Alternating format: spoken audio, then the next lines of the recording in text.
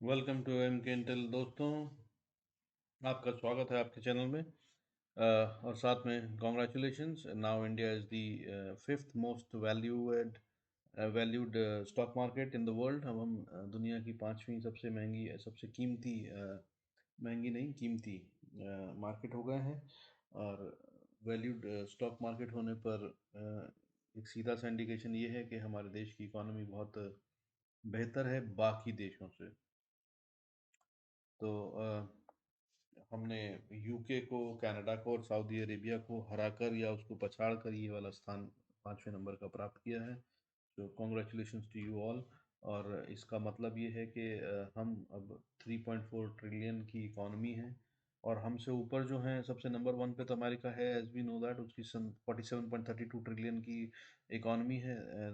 And China next है second number पे 11.52 trillion की इकॉनमी के साथ। फिर उसके बाद जापान है with 6 trillion economy market cap जो है उनका 6 ट्रिलियन है। And then it's the Hong Kong which is with 5.55 trillion market cap. And all these countries have lost lot जब से ये वॉर शुरू हुआ है। और हमने उसके मुकाबले में कंपैरेटिवली बहुत कम लूज़ करा है। This is what it means, and because of which now we are at number 5। हालांकि अगर हमारा LIC का IPO आ जाता है और हो जाता है जब वो लिस्ट मार्केट में, तो हमारी वैल्यूएशन बढ़ जाएगी उससे। और हम शायद थर्ड या फोर्थ रैंक, थर्ड नहीं यार, फोर्थ पे आ जाएंगे। फोर्थ रैंक हमको वैसे भी मिल जाएगा। ठीक है। सो लेट्स सी कब होता है LIC का IPO, and then we get this level at least fifth most valuable stock market तो हम रहेंगे ही LIC का IPO आने के बाद। और शायद फोर्थ भी हो जाए। So let's pray for it. Congratulations once again. Let's move on to our regular stuff, जो कि इस वीडियो में वी विल डिस्कस फर्दर। तो इस वीडियो में जो हम डिस्कस करने वाले हैं वो हमेशा की तरह सबसे पहले DIS FIS का डेटा, डेली, मंथली, ईयरली। और उसके बाद फिर ग्लोबल न्यूज़ और अपडेट्स जो कि चल रहा है अपना वॉर से रिलेटेड और बाकी कंट्रीज से रिलेटेड, जहाँ जहाँ पे बिग मूवमेंट्स हो रही हैं which can impact our market, उन पे सब पे बात करेंगे। उसके बाद बिग स्टोरी इंडिया, मैंने उसको पहले ही नंबर 1 पे कर लिया है instead of having it there. और उसके बाद इनसाइडर ट्रेड है जो है वो डिस्कस करेंगे, कौन कौन सी कंपनियों में प्रमोटर्स ने बाइंग करी है और कहाँ बेचा है, किन किन में हमें खरीदारी के मौके मिल रहे हैं। उसके बाद फिर हम हिडन जेम्स पे चलेंगे, जो सॉलिड स्ट्रॉन्ग स्टॉक्स में लाता हूँ, जिसके तहत में अगर आप बाइंग करें तो बहुत अच्छा फ़ायदा होता है। हमारे जो थर्सडे को दिए थे शेयर, उनमें लगभग 12% का फ़ायदा हुआ है एक ही दिन में।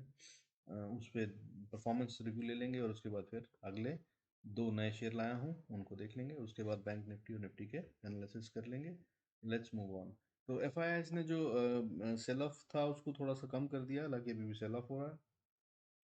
22,000 कह रहा हूँ, माफ़ी चाहूँगा, 2,263 करोड़ का माल बेचा है उन्होंने फ्राइडे को। और DIS ने उसके अगेंस्ट में बाइंग करी है 427.82 करोड़ की, जो कि दोनों के ही नंबर काफ़ी सीरियसली नीचे आ गए हैं, जैसा कि आप देख ही रहे होंगे हर वीडियो में मैं बता रहा हूँ। तो FIS ने अब तक पूरे महीने में, मार्च के महीने में 43,303 करोड़ का माल बेच दिया है। अगेंस्ट दैट DIS ने 30,329 करोड़ का माल खरीदा है, जो कि पिछले महीने से अभी हमारा खरीद जो है वो कम है। जो कि सेल ऑफ है FIS का वो लगभग बराबर हो चुका है। फरवरी में 45,700 करोड़ का बेचा था, जिसके अगेंस्ट में 43,300 करोड़ का वो अभी तक बेच चुके हैं। और DIS ने खरीदारी करी है अभी 30,300 करोड़ की, जो कि पिछले महीने 42,000 करोड़ की थी, 42,000 करोड़, 42.84 करोड़ की। और इस तरह से पूरे साल की अगर बात करें तो FIS 2022 में पिछले साल से, पूरे साल से 12 महीने की सेलिंग से ज़्यादा बेच चुके हैं। 1,30,369 करोड़ का माल बेच चुके हैं वो अभी तक, अगेंस्ट 2021 में जो उन्होंने 92,729 करोड़ बेचा था उससे कहीं ज़्यादा है। और उसी की तरह से DIS ने भी कहीं ज़्यादा बाइंग करी है कंपैरेटिवली। 3 महीने में हम अभी तक बात करें, या मार्च के अभी तक 2 महीने, 2.5 महीने में, 94,341 करोड़ की बाइंग डीआईएस कर चुके हैं, जो कि लगभग सेम अमाउंट उन्होंने पूरे साल 12 महीने में 2021 में बाइंग करी थी। वो थी 95,574, शायद कल या परसों तक ये नंबर्स बराबर हो जाएंगे, मंडे ट्यूसडे तक। सो लेट्स मूव ऑन, आगे का चल के देखते हैं कि इंपॉर्टेंट न्यूज़ ग्लोबल में क्या हो रही है जो मार्केट पर असर डाल सकती है। रशियन गवर्नमेंट के बारे में मैंने बताया था कि वो कह रहे थे, उन्होंने उनके ऊपर जो सेंक्शंस लगी थी वो लग रही थी, उसके जवाब में उन्होंने कहा था कि now they will ban the exports. वो जिन देशों को जो जो माल देते हैं वो नहीं देंगे। उन्होंने aircraft, technology, telecommunication, medical, auto, agriculture, बहुत सारी चीज़ों को बोला था कि वो 2022 में नहीं देंगे अब किसी को, यानी कि बहुत सारे देशों के बहुत सारे हवाई जहाज या बहुत सारे इक्विपमेंट्स या बहुत सारी चीज़ें ख़राब पड़ी रहेंगी अगर ज़रूरत पड़ी या स्पेयर पार्ट्स की या किसी भी चीज़ की, तो that's what they have said. But अब उसमें एक और एडिशन हो गया है, उन्होंने बोला है कि वो अभी टेम्पररी सस्पेंड कर रहे हैं जो कि फर्टिलाइजर्स का एक्सपोर्ट है उसको भी। बता दूं आपको यहाँ पर कि रशिया जो है वो 60 से 80% ऑफ द वर्ल्ड्स रिक्वायरमेंट, दुनिया की फर्टिलाइज़र की 60 से 80% प्रोडक्शन करता है। अगर वो फर्टिलाइजर्स देना बंद कर देगा तो बहुत सारे देशों पे बहुत बुरा असर पड़ेगा और खाने के दाम भी बढ़ सकते हैं आगे। Grains, food grains, commodities will rise further, which is not a very good sign for our economy. So ये भी एक कारण है मार्केट के ऊपर शायद ना बढ़ने का, हो सकता है अगर ऐसा। सो लेट्स मूव ऑन, आगे क्या हो रहा है। ईरान के फॉरेन मिनिस्टर ने कहा है कि new US demands in nuclear talks are unreasonable and contradict the US aim for a quick agreement. जो यूएस वाले डिमांड कर रहे हैं, अमेरिका वाले, वो बहुत ही अनरीजनेबल हैं, ईरान ऐसा कह रहा है। और इसका मतलब ये है कि वो कह रहा है कि इसका मतलब ये है कि अमेरिका जो है वो ये कॉन्ट्रैक्ट होने ही नहीं देना चाहता है या करना ही नहीं चाहता, या इस तरह तो हो नहीं पाएगा। अच्छा, व्हाइट हाउस ने क्या कहा है, व्हाइट हाउस मतलब अमेरिकी संसद ने क्या कहा है इस पे। The nuclear deal with Iran is Iran I am sorry the nuclear deal with Iran is close to being reached, but challenges may arise as the talks near their conclusion। White House कह रहा है, America कह रहा है कि भैया nuclear deal जो है वो होने को है बस, और अब फाइनल टॉक्स चल रही हैं, फाइनल टॉक्स में थोड़े बहुत चैलेंजेस तो आते ही हैं। सऊदी अरामको, दुनिया की सबसे बड़ी क्रूड ऑयल प्रोड्यूस करने वाली कंपनी सऊदी अरामको, इसने कहा है कि वो अब चाइना के साथ मिलकर एक बड़ी रिफाइनरी और पेट्रोकेमिकल कॉम्प्लेक्स चाइना में बनाएगा, जो कि 2024 तक चालू हो जाएगा। और ये काफ़ी बड़ा थ्रेट हो सकता है इंडिया के लिए, क्योंकि हम टोटल इंपोर्टर हैं, one of the largest importers of the crude in the world है। और अगर ऐसा होता है और हमें चाइना के थ्रू हाथ मिलता है अरामको का या किसी और भी तरह से क्रूड लेने के लिए, तो थोड़ा सा दबाव तो हो सकता है। तो लेट्स सी क्या होता है आगे, बट ये उन्होंने अनाउंस कर दिया है सऊदी अरामको ने। और आगे क्या होगा देखते हैं। यूक्रेन फॉरेन मिनिस्टर ने क्या कहा है ब्लूमबर्ग टीवी पे। He has given a statement which says there was zero progress in talks. कोई भी आगे मूवमेंट नहीं हुआ है हमारी बातचीत में, रशिया और हमारे हमारे बीच में। So it is hard for me to understand, मेरे लिए बहुत मुश्किल है ये बात को समझना कि ये जो पुतिन साहब कह रहे हैं कि जो मूवमेंट हुआ है अच्छा हुआ है, वो कौन सी मूवमेंट की बात कर रहे हैं, what is it that he is referring to. If we can't be members of NATO, अगर हम नेटो के मेंबर नहीं बन सकते हैं, तो हम वैसा ही कुछ अपने यहाँ पर भी बनाने की कोशिश क्यों नहीं कर सकते या कर सकते हैं। तो ऐसा कह रहे हैं वो। तो यूएस प्रेसिडेंट ने क्या कहा है कि वो कह रहे हैं कि यूएस विल रिवोक, मतलब कि सारी संधियों को वो रशिया के साथ जो भी ट्रेड रिलेशंस हैं उनको वो तोड़ देगा। और बाकी एडिशनल बैन लगाने की बात कर रहा है वो, सी फूड, अल्कोहल, डायमंड्स पे, जो कि रशिया से उनके पास काफ़ी बड़ी मात्रा में आता है, तो वो कह रहे हैं कि हम बंद कर देंगे। और साथ में ही वो लग्जरी गुड्स जो कि अमेरिका देता है रशिया को, वो कह रहा है उस पर भी वो बैन लगा देंगे आने वाले समय में। आइए देख लेते हैं प्रमोटर्स की एक्टिविटी, जो बड़े बड़ी कंपनी जिनमें शेयर्स खरीदे या बेचे गए हैं कौन कौन सी हैं और उनमें कितना कितना क्या क्या बेचा गया। बजाज होल्डिंग बहुत अच्छी कंपनी, जिसमें कि 1 लाख से ज़्यादा शेयर खरीदे हैं प्रमोटर ने। 4,916 रुपये का ये शेयर चल रहा है। आप मतलब समझ सकते हैं कितना बड़ा अमाउंट है जिसको इन्होंने इन्वेस्ट करा है। ये एक बहुत अच्छी कंपनी है, इसमें आप भी इन्वेस्ट कर सकते हैं, और लॉन्ग टर्म के लिए अगर आप इसको रखते हैं तो ये बहुत अच्छा बेनिफिट दे सकती है। अगली कंपनी एलिकॉन इंजीनियरिंग कंपनी, इसके भी प्रमोटर्स ने शेयर खरीदे हैं, 55,000 शेयर खरीदे हैं। मार्च 7 और 9 को 158 रुपये 40 पैसे पे चल रहा है, जो कि अभी बढ़त के साथ चल रहा है। सफारी इंडस्ट्रीज जो है वो उसके भी प्रमोटर ग्रुप ने 30,000 शेयर खरीदे हैं, 909 रुपये 95 पैसे पे ट्रेड कर रहा है। और फ्राइडे को बढ़त भी आई है, इसमें गेन करा है इस शेयर ने। वैभव ग्लोबल के प्रमोटर्स ने भी 1,500 शेयर खरीदे हैं, ये 406 रुपये 60 पैसे का एक शेयर चल रहा है। रामाकृष्ण फोर्जिंग्स, ये काफ़ी बार न्यूज़ में आ रहा है, इस पर नज़र रखिएगा दोस्तों। Can be a good share, good long term investment. Promoter और डायरेक्टर ये कंपनी ने नहीं खरीदे हैं, डायरेक्टर साहब ने खुद खरीदे हैं अपने लिए। 16,000 शेयर, 845 रुपये का एक शेयर चल रहा है। 8 और 9 मार्च को लगातार 2 दिन उन्होंने बाइंग करी है।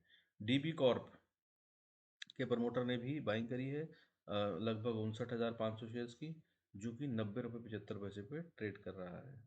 और ये बार बार बाइंग कर रहे हैं, मतलब लगातार कर रहे हैं, हर रोज थोड़ी थोड़ी कर रहे हैं, हालांकि क्वांटिटी टोटल में कम है, बट हो रही है बाइंग, इसमें भी नज़र रख सकते हैं। अब स्टार सीमेंट, बहुत अच्छा शेयर, सीमेंट का कोई भी शेयर इस समय मेरे ख्याल से एक अच्छा शेयर हो सकता है, अच्छी इन्वेस्टमेंट हो सकता है। बल स्टार सीमेंट में तो प्रमोटर एंड डायरेक्टर, मतलब फिर से वही इंडिविजुअल ने बाइंग करी है 1 लाख से ज़्यादा शेयरों की, 1 लाख 0.06 शेयर्स की। ये 91 रुपये 90 पैसे पे चल रहा है, हालांकि फ्राइडे को ये शेयर थोड़ा नीचे गिरा है। अगली कंपनी है केसीपी, इसके भी प्रमोटर्स जो हैं इन्होंने 905 शेयर खरीदे हैं, 112 रुपये का ये शेयर चल रहा है। नोवोको विस्ता जो है, इसके भी 2 लाख शेयर जो हैं वो खरीदे गए हैं प्रमोटर्स के द्वारा। ये भी एक अच्छी कंपनी हो सकती है। 395 रुपये 60 पैसे पे ये शेयर ट्रेड कर रहा है, फ्राइडे को इसमें बढ़त देखी गई है। जियोजित फाइनेंशियल सर्विसेज के प्रमोटर्स ने शेयर्स बेचे हैं 1.25 लाख शेयर्स, ठीक है। 62 रुपये 95 पैसे पे चल रहा है, तो अगर आपके पास है तो आप भी इसमें से सेल ऑफ कर सकते हैं, अगर आपके फाइनेंशियल एडवाइजर्स के डिस्कशन के बाद ऐसा महसूस हो तो। आगे चलते हैं बाकी के शेयरों में और क्या हो रहा है इनसाइडर मूवमेंट के अलावा। केपीआई ग्लोबल ने 3.5 मेगावाट का एक solar plant, 3.50 megawatt solar plant project जो है उसको कमीशन कर दिया है। कमीशन करने का मतलब बना लिया, प्रोडक्शन हो गया, अब वहाँ से प्रोडक्शन भी चालू हो गई, तो यानी कि वहाँ से बिजली पाना शुरू कर दिया है। इसका मतलब अब ये केपीआई ग्लोबल के प्रॉफिट्स में गेन देगा। और अगली कम न्यूज़ बहुत ही इंपॉर्टेंट और बड़ी है, गौर फरमाइएगा। ब्रिटानिया इंडस्ट्रीज, इसके एलआईसी ने 1.2 लाख शेयर खरीदे हैं। एक शेयर की कीमत क्या है? 3200 रुपये करीब, 3,199 रुपये 90 पैसे का एक शेयर है। 1,20,000 शेयर खरीदे गए हैं, मतलब कितना हो गया मोटा मोटा? 3 30 32 करोड़ के करीब, 32 35 करोड़ बनेगा के करीब के शेयर्स एलआईसी ने खरीदे हैं। और ये टोटल नहीं है उनका, इसको खरीद के साथ उनकी हिस्सेदारी इस कंपनी में अब 5.02% हो गई, जो कि इन खरीद से पहले 4.97% थी। 4.97% से बढ़कर 5.02% हो गई।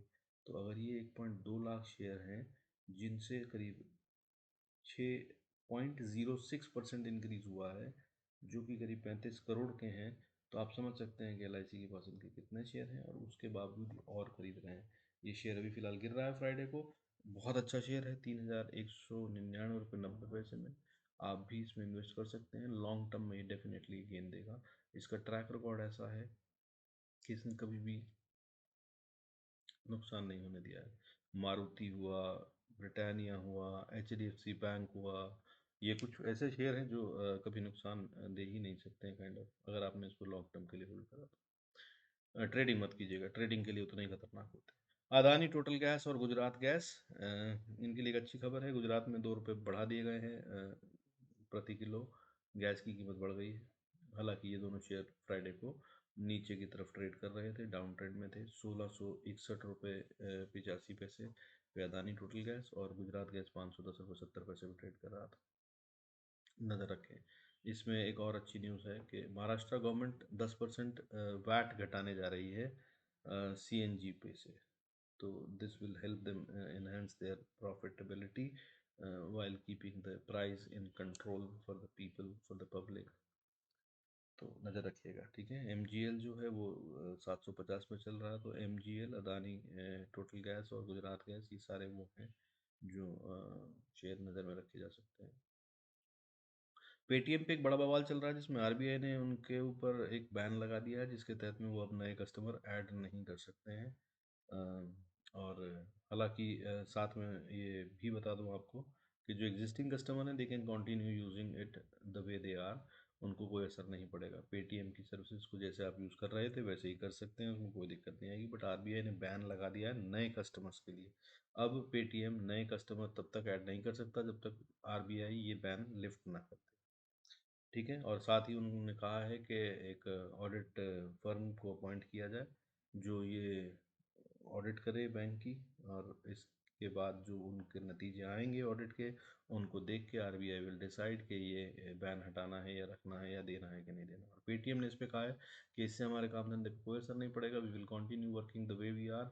हाउएवर जो फाइनेंस बैंक का, स्मॉल फाइनेंस बैंक का लाइसेंस उन्होंने अप्लाई किया था वो शायद ना मिल पाए, इससे ज़्यादा कोई असर नहीं होगा हमारे काम पे। अच्छा, आगे चलते हैं। इंडियन बैंक ने डिक्लेयर करा है टॉप्स ग्रुप सर्विसेज को एज अ फ्रॉड, जिसकी वजह से इनको दिया हुआ लोन जो कि करीब 34 करोड़ का था वो अब एनपीए बन जाएगा, मतलब नॉन परफॉर्मिंग एसेट बन जाएगा, इसकी रिकवरी करना मुश्किल होगा। इसका उन्होंने अपने बजट में भी मेंशन किया है और उसको प्लान किया है, लेकिन वो 14 करोड़ किया है अगेंस्ट 34 करोड़ का लोन जो उनको दिया है, तो 20 करोड़ का डेफिसिट है। आने वाले टाइम में ये बैंक को लॉस देगा, बैलेंस शीट में एक डेंट होगा। अगर देखना चाहें तो आप देख सकते हैं, हालांकि Indian Bank is a decent bank, बहुत ज़्यादा दिक्कत की बात नहीं है। फर्दर द बिग बैंक जिसकी मैं बात कर रहा था अभी पहले भी, ब्रिटानिया, एचडीएफसी बैंक और मारुति के साथ, तो ये है एचडीएफसी बैंक। इसके ऊपर से एक आरबीआई की तरफ से बैन था जिसके तहत इनको कहा गया था कि कोई भी नया डिजिटल प्लेटफॉर्म लॉन्च नहीं कर सकते हैं, वो अब हटा लिया गया है। तो that's a good news for HDFC bank. अभी ये 1396 पे ट्रेड कर रहा है और थोड़ा बढ़ सकता है, कीप एन आई। वैसे भी बहुत अच्छा शेयर है लॉन्ग टर्म के लिए, अगर आप चाहें तो इसको धीरे धीरे एक्यूमुलेट कर कर होल्ड कर सकते हैं, रख सकते हैं, it will give you good benefit, nice dividends they are paying also. अच्छा शेयर है। यूनाइटेड स्पिरिट्स ने कहा है कि वो नाउ स्पिरिट्स की कंपनी को टेक ओवर करने जा रहे हैं, खरीदने जा रहे हैं, और मतलब 22.5% का हिस्सा खरीदेंगे उसमें। इस पे भी आप नज़र रख सकते हैं। United Spirits is a very good company, ये भी लगातार हो रही है, और शराब का धंधा कुछ ऐसा है कि आज तक कभी कहीं फेल हुआ नहीं है, जैसा भी चला हो। तो इसको भी अगर आप चाहें और ठीक समझें तो लेकर रख सकते हैं। 851.85 पे ट्रेड कर रहा है ये शेयर। आइए देख लेते हैं कि जो मैंने थर्सडे को शेयर बताए थे उनमें क्या हुआ, और फ्राइडे के लिए उनकी क्या मूवमेंट रही जो थर्सडे को दिए थे, और मंडे के लिए कौन से शेयर हैं जिन पे आप ट्रेड कर कर दोबारा से प्रॉफिट ले सकते हैं। उससे पहले please go through the disclaimer. I am not a SEBI registered financial advisor, I am not at all registered with SEBI. Please do consult with your financial advisor before you take any decision or action on any information as shared in this video. Okay, मैंने बताया था Thursday को GNFC और Sharda energy दोनों ने बहुत अच्छा return दिया है, लगभग 11.5-12% का। और अच्छी बात यह है कि 12% पे तो ये क्लोज हुए हैं लगभग, और इनका हाई उससे भी बहुत ऊपर था। यानी कि जो जीएनएफसी है वो क्लोज हुआ है 708 पे, और इसने हाई बनाया था 715 रुपये 75 पैसे का, यानी कि जो अभी 78 रुपीज़ पर शेयर का गेन है इससे भी ज़्यादा का गेन था। तो मान सकते हैं करीब 82-83 रुपीज़ का गेन पर शेयर हुआ है इसमें एक ही दिन में, और ये मैंने आपको लॉन्ग टर्म के लिए बता रखे हैं। सो यू कैन, हालांकि इसमें अभी एक छोटी करेक्शन भी आ सकती है, तो मगर फिर भी आप बने रहें, आने वाले समय में बहुत अच्छा बेनिफिट दे सकता है, जैसा आपको बाकी ठीक लगे या फाइनेंशियल एडवाइजर को अकॉर्डिंगली एक्ट। दूसरा शेयर शारदा वाला, इसमें भी जो शारदा एनर्जी है इसमें 11.38% ऊपर बंद हुआ है ये शेयर 1077 रुपये पे, 1077 पे, और इसका हाई तो 1133 था। तो 100 रुपीज़ का नहीं तो 80 रुपीज़ एक्स्ट्रा का आप लगा लीजिए कि गेन और था। 50 रुपये तो पानी, 159 रुपीज़ पर शेयर का गेन इसने एक ही दिन में दिया है। आइए अगला शेयर देख लेते हैं जो हमें मंडे के लिए या आने वाले समय के लिए मैं सजेस्ट कर रहा हूँ कि आप खरीद सकते हैं। इस शेयर में बहुत ही शानदार प्रमोटर होल्डिंग के साथ साथ 12.66%, 12.66% की इन्वेस्टमेंट एफ की है और 13.64% की इन्वेस्टमेंट म्यूचुअल फंड की है, which is a very very healthy number. तो ये शेयर तो लॉन्ग टर्म के लिए मेरे ख्याल से होना ही चाहिए पोर्टफोलियो में। कीप एन आई। इनके शॉर्ट टर्म के टारगेट्स जो मैं बोल रहा हूँ, वो बोल रहा हूँ कि 340 के स्टॉप लॉस के साथ अगर आप शॉर्ट टर्म के लिए खरीद रहे हैं तो इसको लेकर 340 का स्टॉप लॉस लगाएं और इसमें रुक जाएं। और अगर लॉन्ग टर्म के लिए खरीद रहे हैं तो इसको खरीद कर 326 का स्टॉप लॉस लगाएं और इसमें रुक जाएं। For a target short term के लिए 370 से 410 का टारगेट, और लॉन्ग टर्म में अगर आप बैठते हैं तो ये 602 रुपये तक जा सकता है। 602 रुपये तक मैं कह रहा हूँ क्योंकि वो अभी टेक्निकल के हिसाब से जो नंबर निकल के आ रहा है, लेकिन फंडामेंटल्स के हिसाब से जो मुझे इसमें दिख रहा है वो और भी कहीं ज़्यादा बड़ा है। शेयर का नाम है BPCL, भारत पेट्रोकेमिकल्स लिमिटेड। अभी प्राइस चल रही है 362 रुपये। आने वाले समय में जो मैं बता रहा हूँ मेरे हिसाब से वो 371, 384, 398, 410 तक जा सकता है शॉर्ट टर्म में। ये 1 महीने में भी हो सकता है, 3 महीने में भी हो सकता है, 6 महीने से 1 साल में भी हो सकता है।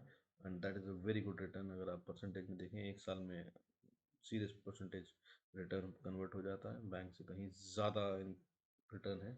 और अगर लॉन्ग टर्म के लिए रखते हैं तो ये 500, 600, 800 तक भी जा सकता है, और कहाँ तक जा सकता है कहना बहुत मुश्किल है, but this is what it is showing. अभी टेक्निकल्स के हिसाब से जो नंबर्स निकले हैं वो मैं यहाँ शेयर कर रहा हूँ।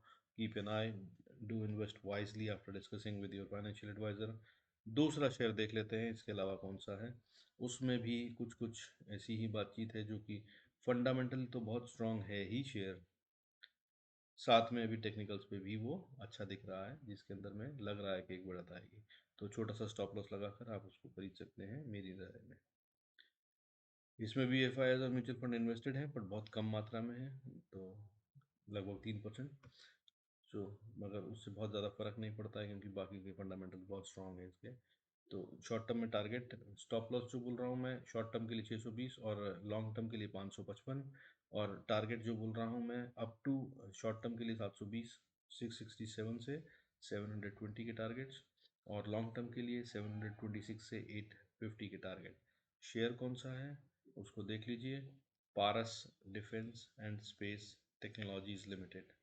ये बहुत ही स्ट्रॉन्ग शेयर है दोस्तों। इसको मेरे ख्याल से आप बाय कर लें अगर और होल्ड करें 2, 4, 5 साल, तो ये आपको जो दे सकता है वो मैं भी कह भी नहीं सकता, मैं सोच भी नहीं सकता, क्योंकि ये नीड ऑफ द आवर है। और आने वाले समय में गवर्नमेंट का इस पर खास फोकस है डिफेंस एरिया पे। आपको अगर न्यूज़ सुनते हैं, देखते हैं, पता चल रहा होगा, आई एम श्योर व्हाट्सएप पे भी काफ़ी चीज़ें बहुत बार चली है।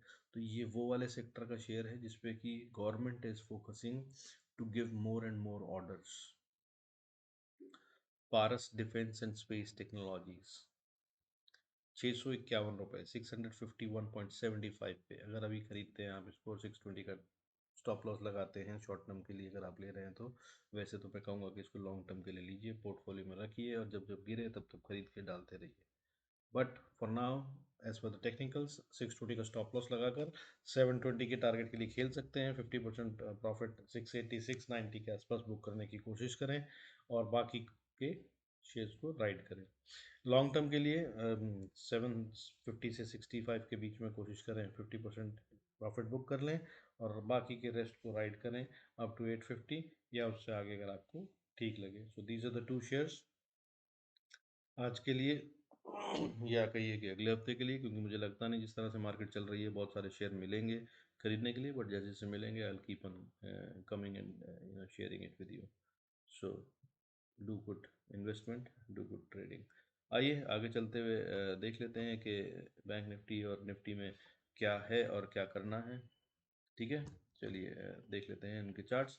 तो सबसे पहले निफ्टी को देख लेते हैं। निफ्टी के तहत में जैसा मैंने कहा था थर्सडे को कि मार्केट साइडवेज रहेगी, देखिए बिल्कुल फर्स्ट क्लास साइडवेज रही। जो कुछ करना था वो सुबह गैप अप ओपनिंग देकर और उसके बाद 12:30 बजे तक उन्होंने कर लिया था, और उसके बाद मार्केट सेम रेंज में घूमती रही घूमती रही घूमती रही। प्री में मीटिंग डे था और ऐसा ही दिन मुझे लग रहा है कि मंडे भी रह सकता है, क्योंकि बहुत ज़्यादा किसी तरफ मूवमेंट होती दिख नहीं रही है। हालांकि अभी जो ग्लोबल इंडाइसिस को देखा जाए या ग्लोबल डेटा के हिसाब से तो लग रहा है कि नीचे गैप डाउन ओपनिंग होगी।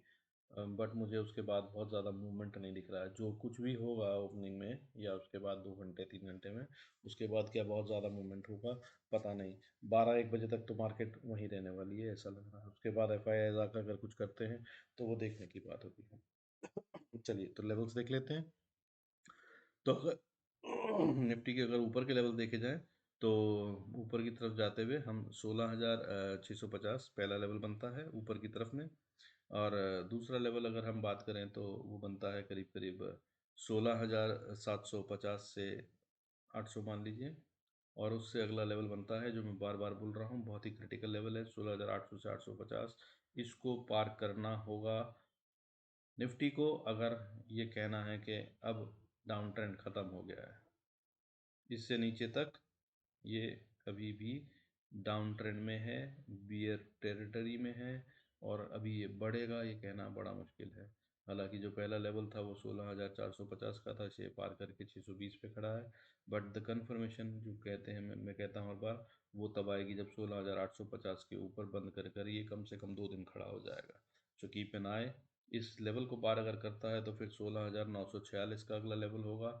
946 से 17,000 लगा लीजिए, 17,000 को पार करता है तो 17,078 का लेवल निकल के आता है अगला। और अगर उससे ऊपर जाते हैं तो फिर 17,172 का लेवल आता है, और ये फिर से एक स्टिफ रेजिस्टेंस होगी 17,200। 17,172 को पार करना थोड़ा सा टफ रहेगा, और इसको पार कर ले अगर मार्केट 17,250 को, तो फिर हम बुल ट्रेंड में आ जाएंगे, और फिर जो मज़ा आएगा वो बहुत बढ़िया होगा। चलिए खैर, जब होगा तब होगा। नीचे देख लेते हैं डाउन ट्रेंड में अगर रहता है या नीचे के लेवल रहते हैं तो क्या रहते हैं। तो पहला लेवल नीचे का जो है वो 16,570। दूसरा लेवल अगला जो थोड़ा ज़्यादा स्टिफर रेजिस्टेंस रहेगी वो बनता है 16,400 50-60 मान लीजिए।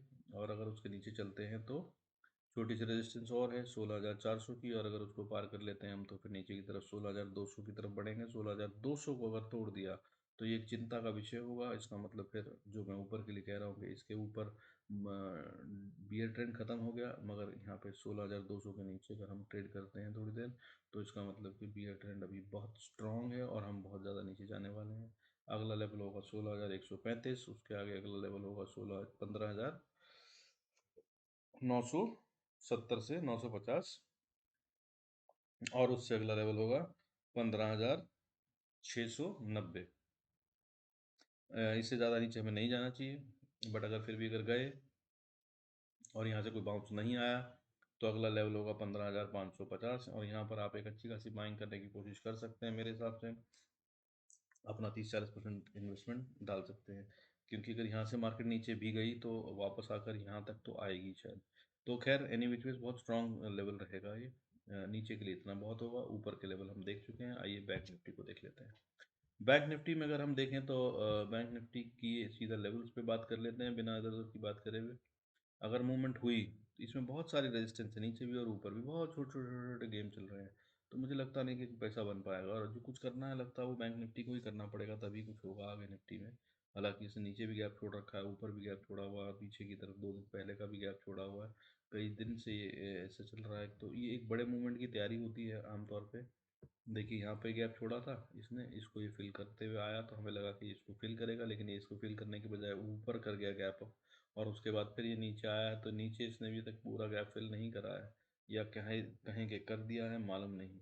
क्योंकि अगर इसको माने कि कर दिया है तो ये ऊपर जा रहा है, और अगर ये माने क्योंकि ये वाली कैंडल से और इस वाली कैंडल के बीच का गैप देखें तो ये गैप है अभी, तो इसको फिल करना है तो फिर ये नीचे भी आएगा। तो बहुत ही कंफ्यूजिंग डेटा है अभी, इसलिए अभी मैं इसके बारे में कुछ कहूँगा नहीं। लेकिन हाँ, जो ऑप्शन चेन का डेटा दिख रहा है और टेक्निकल एनालिसिस के हिसाब से, तो ये साइडवेज भी रह सकता है। तो गौर फरमाइएगा। मेरे हिसाब से Monday will not be a very good day to trade, और प्रीमियम्स खाए जाएंगे। It will be a premium meeting day, volatility बहुत ज़्यादा नहीं रहेगी। चलिए लेवल्स देख लेते हैं। ऊपर की तरफ अगर बैंक निफ्टी जाता है तो 34,580 से पहली लेवल शुरू होता है ऊपर का। और अगर मैं बात करूं तो बहुत सारे छोटे छोटे लेवल हैं, मेरा बताने का दिल नहीं है बट बता देता हूं फिर भी।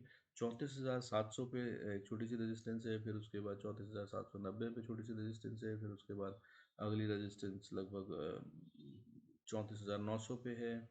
उससे अगली रेजिस्टेंस 35,000 पे है। उससे अगली रेजिस्टेंस निकल के आ रही है जो वो 35,100 पे भी है। उसके ऊपर अगर एक और देखते हैं तो 35,300 पे आके एक फिर रेजिस्टेंस आती है जो थोड़ा सबसे बड़ा गैप है, और उसके बाद फिर 35,400 पे फिर एक रेजिस्टेंस है।